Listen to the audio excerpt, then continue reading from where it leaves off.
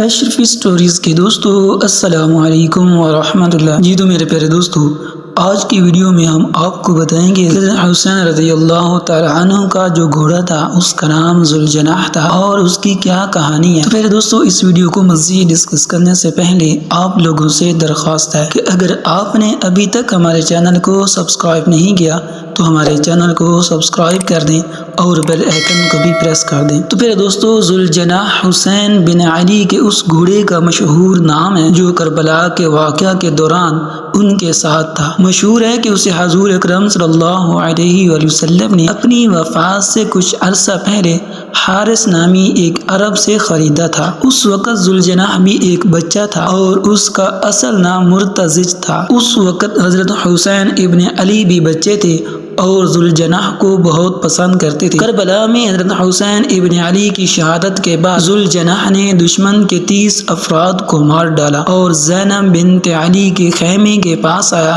جس کے تھوڑی دیر بعد وہ دریائے فرات میں کود کر غائب ہو گیا۔ تو میرے دوستو ذوالجناح اس کا نام کیوں تھا اور اس کی وجہ کیا ہے؟ ذوالجناح کے لغوی معنی ہوتے ہیں بازوں یا پروں والا۔ حسین ابن علی کی شہادت کی یاد میں ماہ محرم الحرام کی 10ویں تاریخ یوم عاشورہ کو اہل تشیع تعزیے نکالتے ہیں، اہل بیت کی شہادت کا ماتم کرتے ہیں اور ذوالجناح نکالتے ہیں۔ ذوالجناح ایک سجا ہوا خوبصورت گھوڑا ہوتا ہے جس کے جسم پر جگہ جگہ تیر باندھ دیے جاتے ہیں اور اسے امام حسین کی سواری کا مظہر قرار دیا جاتا ہے۔ روایت ہے کہ سلیمان علیہ السلام کی سواری کا ایک گھوڑا بھی ذوالجناح کے نام سے موسوم ہے۔ جب امام حسین علیہ السلام نے 4000 کے پہروں کو ہٹا کر اپنے آپ کو نہر فرات تک پہنچایا اور ذوالجناح فرات پر پہنچا اور بڑی تیزی سے اپنے منہ کو پانی کے قریب کر دیا تاکہ پانی پی سکے، امام نے فرمایا تم بھی پیاسے ہو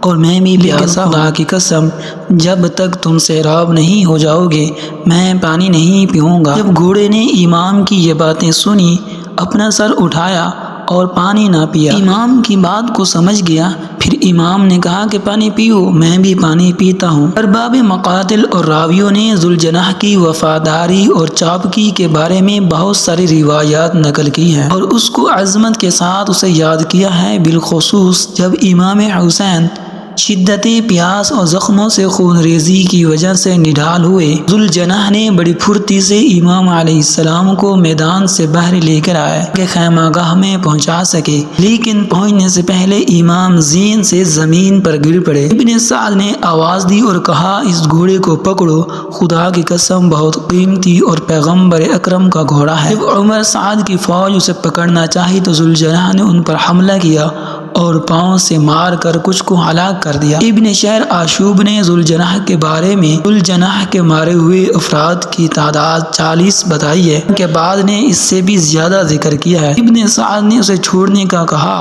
ورنہ بہت سارے مارے جانے کا اندیشہ تھا۔ تو پھر دوستو جب امام حسین علیہ السلام ذوالجناح کی زین سے زمین پر آ گئے، ذوالجناح امام کے بدن پر آیا اور امام کے خستہ بدن کے گرد گھومتا تھا، بدن کو سونگھتا تھا اور بوسے لیتا تھا، پھر اپنی پیشانی کو امام کے خون سے آلودہ کیا، جبکہ اپنے پاؤں کو زمین پر مارتا تھا اور ہنہناتے ہوئے خیمہ گاہ کو چلا۔ خیمہ گاہ پہنچ کر ہنہنانے لگا اور اپنے سر کو زمین پر مارنے لگا۔ جب اہل حرم نے ذوالجناح کو اس حالت میں دیکھا تو خیموں سے باہر آئے اور اس کے سر اور بدن پر ہاتھ پھیرنے لگے۔ کلثوم نے اپنے دونوں ہاتھوں کو اپنے سر پر رکھ کر فرمایا۔ بعض کا کہنا ہے کہ سید الشہداء کی شہادت کی خبر خیمہ گاہ لانے کے بعد ذوالجناح نے اپنے سر کو زمین سے مارا اور خیمہ گاہ کے سامنے مر گیا۔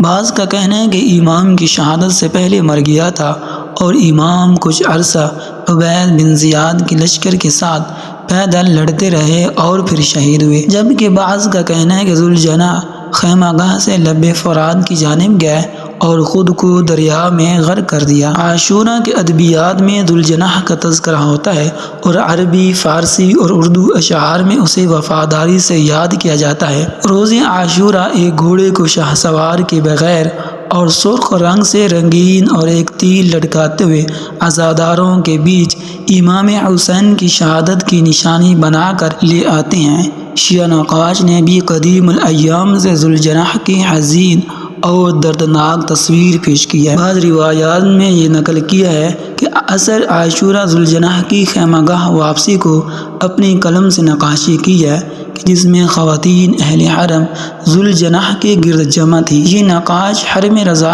کے عجائب گھر میں رکھی گئی ہے۔ اس کے اب تک لاکھوں نسخے مختلف سائز میں چھپے ہوئے ہیں۔ پیارے دوستو، کوہ طور پر بھی ذوالجناح کی وفا کا چرچا تھا۔ حضرت موسیٰ علیہ السلام کوہ طور پر مناجات کے لیے جا رہے تھے کہ ایک اسرائیلی گناہ گار نے کہا، اے خدا کے نبی، میں بہت بڑا عاصی ہوں، آپ خدا سے میری سفارش کیجیے گا تاکہ میری بخشش ہو جائے۔ کلیم اللہ نے اس کی وکالت کی، جواب ملا، اے موسیٰ، آپ جو مانگو دوں گا اور جس کی طلب مغفرت مانگو بخش دوں گا، مگر حسین علیہ السلام کے قاتل کی بخشش کے نہیں۔ عرض کیا گیا، حسین کون ہے؟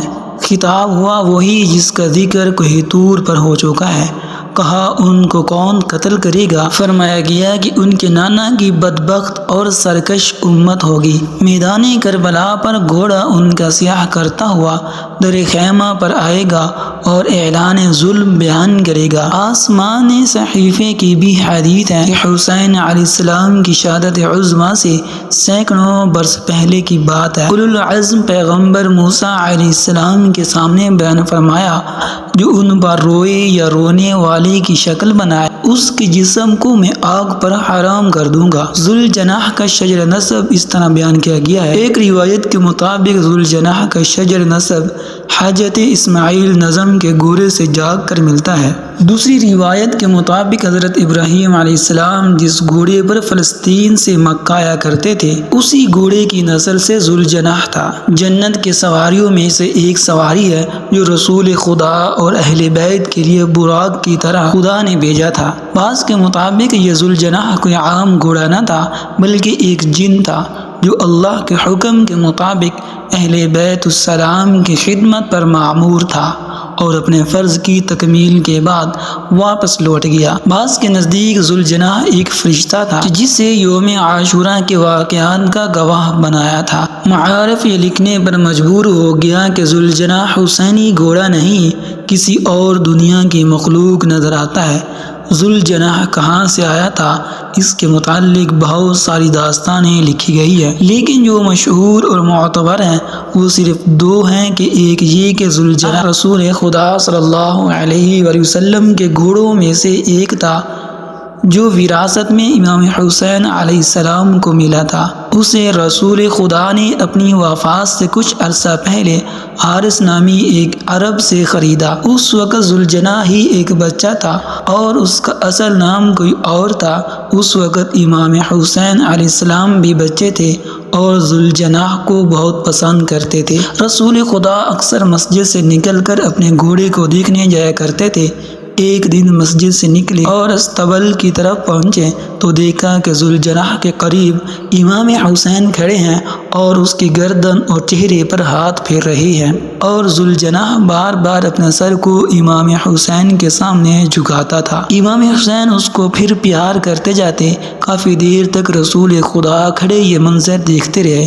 پھر رسول خدا امام حسین علیہ السلام کے قریب آئے اور کہا، حسین، یہ گھوڑا تمہیں اچھا لگتا ہے نا؟ کہا، نانا، یہ گھوڑا ہم سے بہت پیار کرتا ہے۔ رسول خدا نے فرمایا، جب ہی تو تم اس سے پیار کرتے ہو، ہم نے آج سے تمہیں یہ گھوڑا دے دیا، آج سے یہ تمہارا ہو گیا۔ اس دن سے امام حسین علیہ السلام نے جب ذوالجناح کی سواری کرنا چاہی، قریب آتے تو ذوالجناح فوراً نیچے بیٹھ جاتا۔ جب چاروں ہاتھوں پیروں سے بیٹھ جاتا تو امام حسین علیہ السلام اس پر سوار ہو جاتے تھے۔ بہت آہستہ آہستہ اٹھتا کہ کہیں امام حسین ڈگمگا کر نیچے نہ گر جائے۔ آہستہ آہستہ چلتا اور جب امام حسین علیہ السلام اترنا چاہتے تو گھٹنے ٹیک کر بیٹھ جاتا۔ بعض مورخین کے نزدیک حضرت عبد المطلب کو یمن کے بادشاہ سیف بن ذی یزد نے 4 گھوڑے ہدیے کیے تھے۔ اس وقت رسول خدا کی عمر 8 برس تھی۔ بادشاہ جبل کی خواہش تھی کہ آپ ان گھوڑوں کو اپنے پوتے کو دے دیجیے گا، وہ بڑا ہو کر نبی بنے گا۔ میں نے آسمانی کتابوں میں اس کی یہ نشانیاں دیکھی ہیں اور اس کی یہ پہچان میں نے اس کے ہاتھوں پر دیکھی ہے۔ تو پیارے دوستو یہ مختصر سی ویڈیو تھی کہ جس میں ہم نے ذوالجناح کے متعلق بہت ساری روایات کو بتایا، لیکن پیارے دوستو یہ ساری روایات اہل تشیعوں کی طرف سے منقول کی جاتی ہیں، جو کہ زیادہ تر من گھڑت اور اسرائیلی روایات ہوتی ہیں، جو کہ مسند روایات نہیں ہوتی۔ تو پھر دوستو امید ہے کہ یہ مختصر